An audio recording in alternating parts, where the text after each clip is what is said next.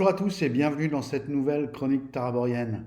Une chronique taraborienne un peu comme ça aujourd'hui à bâton rompu pour vous parler de plusieurs choses.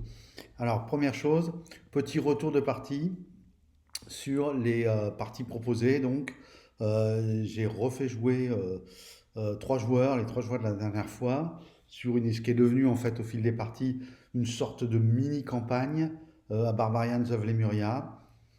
Donc ça s'est, une nouvelle fois, ça s'est très bien passé. Bon, il se trouve que la mayonnaise a bien pris des deux côtés du paravent, comme on a coutume de dire. Les joueurs se sont bien trouvés entre eux. Je pense que, en tout cas moi de ce que j'observais de mon côté en tant que maître de jeu, c'est un réel plaisir à jouer les uns avec les autres. Ils étaient trois. Et puis, je pense qu'ils ont pris du plaisir à jouer avec moi en tant que maître de jeu. Moi de même, en tant que joueur, j'ai trouvé qu'ils étaient beaucoup dans la proposition. Et avec cette, donc c'était pour certains la quatrième partie que nous faisions ensemble. Et en fait, ça nous a permis quand même enfin, ça me permet en y repensant sur toute la longueur de ces échanges au cours des quatre parties, donc, de voir qu'en fait, on a tiré, entre guillemets, on a dirigé la table un peu dans un sens auquel je suis pas trop habitué, mais qui finalement a bien servi le truc. C'est-à-dire qu'on s'est un peu, on a pris beaucoup de détachement avec les règles. Non pas qu'on a fait n'importe quoi, on a respecté les règles du jeu comme il fallait, mais j'ai l'impression que tacitement, petit à petit, au fil des parties, s'est imposé à chacun des joueurs et à moi-même le fait de se dire, bon, ce qui est important, finalement, ce qui est le plus important, c'est la partie, sans qu'on ait eu même à le verbaliser autour de la table. Ça s'est passé naturellement. On a encore refait toute une séance sans aucun combat. C'est-à-dire que là, ça fait deux séances d'affilée où il se passe des choses et où finalement il n'y a pas de combat. Alors justement, ça m'amène à parler ce dont je voulais m'entretenir avec vous aujourd'hui.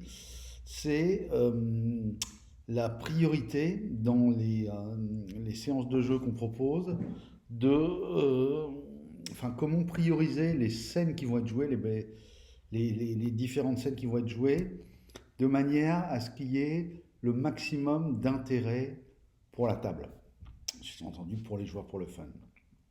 Alors, bien sûr, cela dépend du type de jeu. Si vous êtes sur un jeu très fight, type D&D, et que vous proposez un scénar où il n'y a jamais de fight, où les gars sont en train de cueillir des fruits et se balader de ville en ville dans des marchés, machin comme ça risque au bout d'un moment d'être compliqué et de perdre en intensité et en intérêt, surtout pour les joueurs, et vous allez finir vraisemblablement par avoir vos joueurs qui décrochent un peu.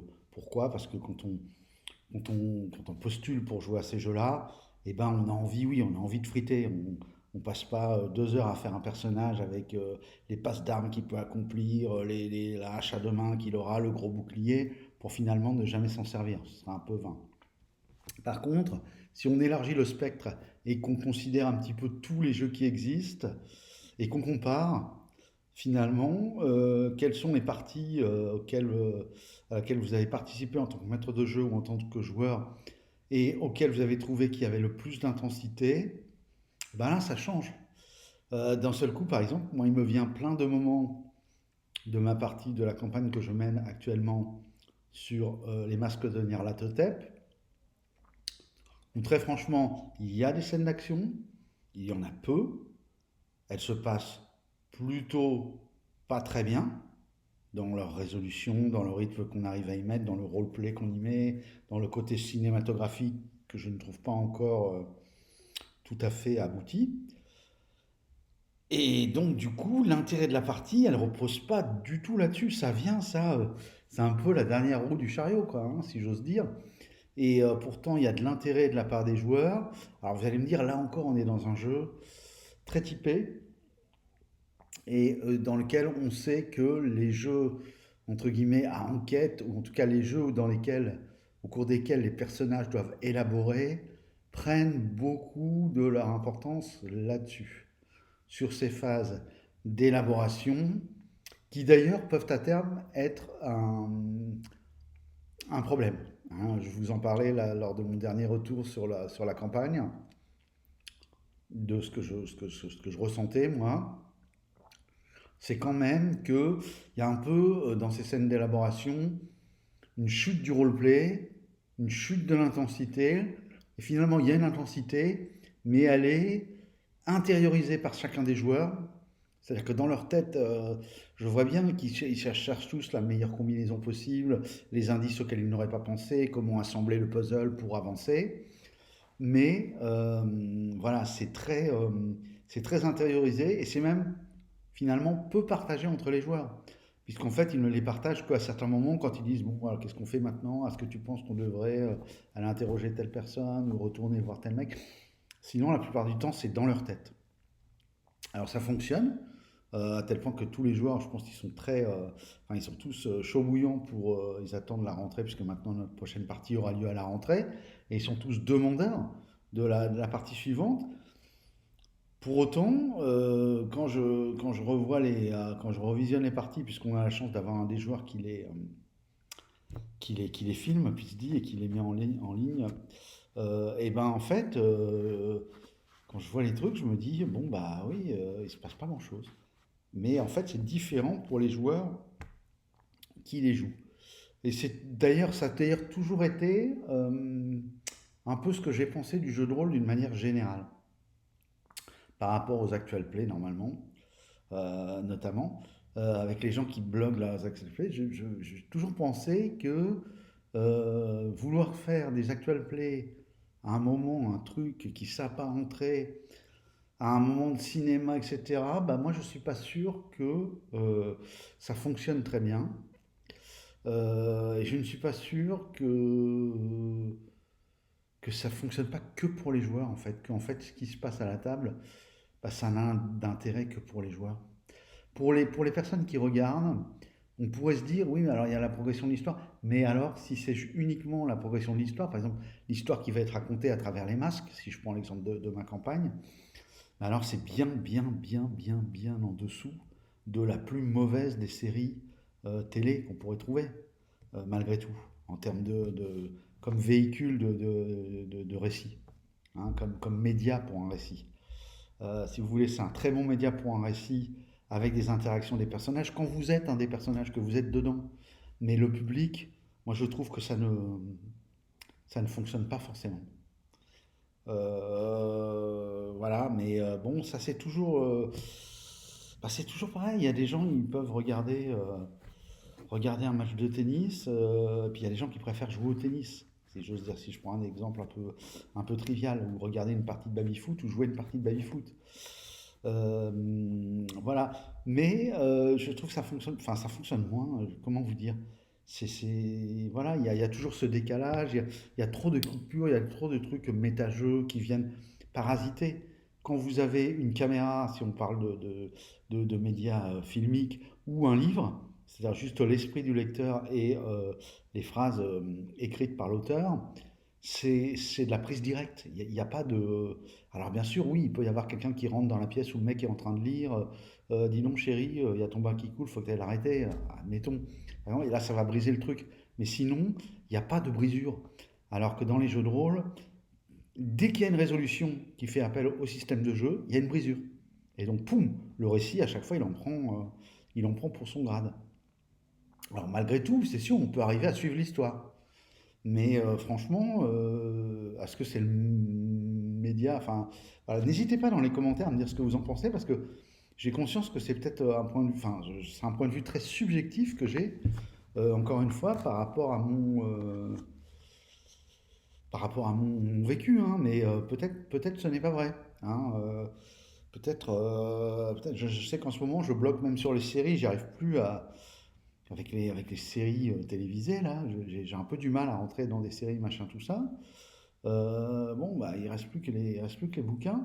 Alors, est-ce que c'est en vieillissant un peu que je me refocalise là-dessus?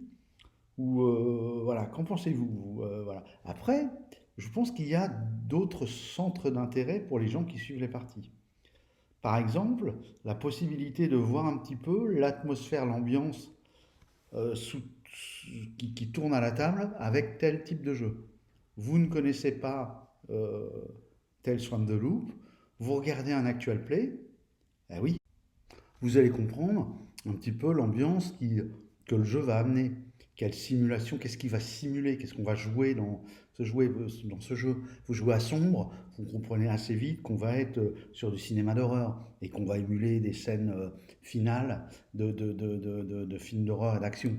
Voilà. Tales from the Loop, voilà, vous avez tout de suite un univers, etc. Donjons Dragons, tous les jeux, ça fonctionne avec tous les jeux.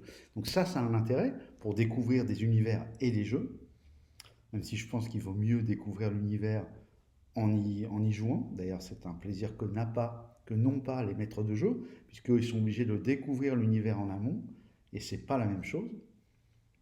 C'est un peu différent. Voilà, et ça permet de voir aussi comment se passe le système de résolution du jeu et est-ce qu'il vous plaît. Hein, voilà, de la même façon qu'il y en a qui préfèrent jouer à la coinchée, d'autres à la belote, d'autres au tarot, bah, c'est un peu pareil avec les jeux de rôle. C'est tous des jeux de cartes, mais on a nos préférences. Et on trouve que les annonces à la belote bridgée sont plus intéressantes que les annonces à la coinchée, par exemple. Voilà, c'est selon les goûts de chacun. Il y a pas de mieux, si j'ose dire. Il faut juste aller vers ce qui va vous correspondre, ce qui va vous correspondre le plus. Voilà, je voulais en terminer avec ça. Petit mot sur mon actualité. Je vais recevoir bientôt, alors j'ai vu le Walking Dead qui devra arriver incessamment sous peu, en français, pour lequel je ferai donc une vidéo. Il y a également le nouveau tome de la série Dragon, pour lequel j'essaierai également de faire une vidéo de présentation. Et puis, alors ce sera, je pense, peut-être un peu plus tard, on n'entend plus trop parler, mais il y a la version 2 de Chronique oubliée Fantasy, la V2, avec une campagne. Donc voilà, ça aussi, dès que je reçois ça et que peux me plonger dessus, je vous ferai des retours. J'ai commencé à compléter la première table pour la campagne Traveler. Voilà, donc là, il y a deux joueurs qui sont d'ailleurs par l'intermédiaire de mes vidéos, là, qui sont venus se compléter à cette table. Donc on est 5. On va pas tarder à faire la soirée où je vais leur donner leur pré-tiré et puis un peu faire connaissance avec eux et qu'on leur explique un petit peu à la table qu'on est, un petit peu notre façon de jouer, voilà, pour vérifier que ça peut coller avec ces deux personnes. Mais je pense que a priori, ça devrait aller. Et puis voilà, donc commencerai, je pense, à proposer des parties courant de la rentrée. J'ai moi-même participé en tant que joueur. Vous savez, la campagne Deep Night Revelation fait par avec les gens qui font la traduction de Nemos, pour laquelle je vais essayer de masteriser quelques parties également. Donc voilà, on a joué un épisode qui explique un peu le début. Ectelion nous a fait jouer cet épisode-là à 5 parmi les 9 DM qui allons mener la campagne. Donc c'était à 4, pardon, on n'était que 4 joueurs d'ailleurs. Donc voilà, on a joué ce premier scénario. C'était intéressant. Moi j'ai rarement l'occasion d'être de ce côté-là du paravent, d'être joueur. Je suis plus MJ. Donc voilà, on a testé le jeu. Ça permet, moi c'est très bien parce que ça me permet un petit peu de me faire une idée justement du système de résolution et de ce qu'on a joué. Alors évidemment, scénario one-shot, donc c'est difficile de se faire une idée enfin de juger le scénario en lui-même parce que en one-shot, il fallait à la fois que ce soit quelque chose qui ouvre sur la campagne et en même temps qu'il soit un peu pas trop immense on avait 3 heures pour le jouer, pour le tourner. Donc voilà, on était dans les limites de l'exercice imposé. Bon, ce qui est sûr, c'est qu'on a passé un super moment avec Ictelion, la masterisation, et puis les 4 DM que nous étions, là, on a bien rigolé. C'était sympa comme tout, et c'était bon esprit tout le long. Et le jeu permet ça, et ça c'est assez. Voilà, on n'a jamais été ennuyé, enferré dans les règles, dans l'expectative, un peu sur la touche, machin. Donc c'était vraiment super. Donc ça donne envie vivement la suite. Je continue de mon côté à peaufiner tranquillement ma campagne, hein, où je vous avais expliqué un petit peu. Alors c'est embêtant, je ne peux pas trop vous en dire parce que je ne veux pas spoiler, puisque je vais proposer des parties. Donc voilà. Mais petit à petit, je pense que je ferai des retours et comme ça, vous aurez des petites indications pour savoir un petit peu de quoi il s'agit quant à cette campagne. Il y a un petit document d'introduction, peut-être lors d'une prochaine vidéo, où je vous reparlerai un peu de Traveler. Peut-être je le mettrai à disposition pour que les joueurs puissent le télécharger et voir un petit peu, parce qu'il pose quelques bases, quelques prémices. Enfin, c'est pas vraiment des prémices, mais quelques éléments importants qu'on va retrouver tout au long de ma campagne. Voilà, sur ce, je vous souhaite une excellente continuation et je vous dis à bientôt. Au revoir.